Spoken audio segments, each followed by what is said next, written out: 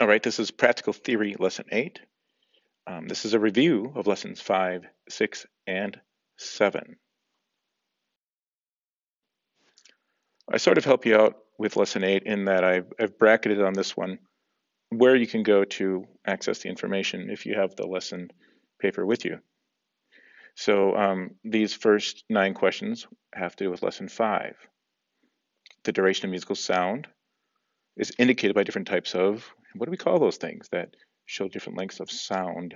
We also have things that show lengths of silence. And then the values of notes are in the next one.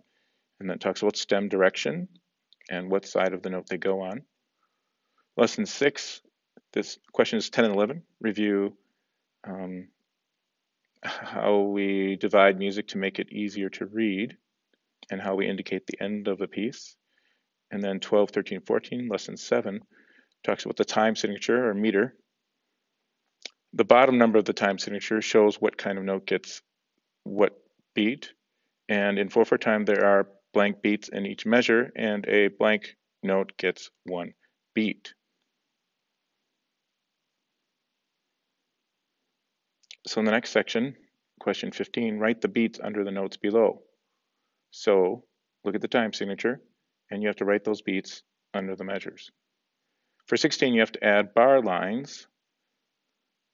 And since there's 4/4, time signature 4/4, you have to figure out that for however many beats this indicates, you have to draw a bar line.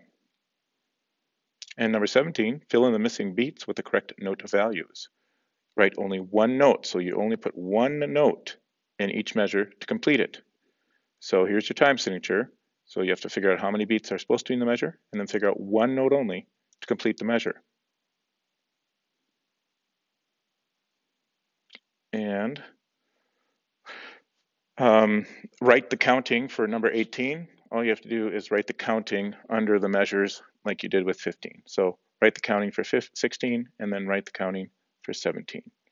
You don't have to clap it. And that's it.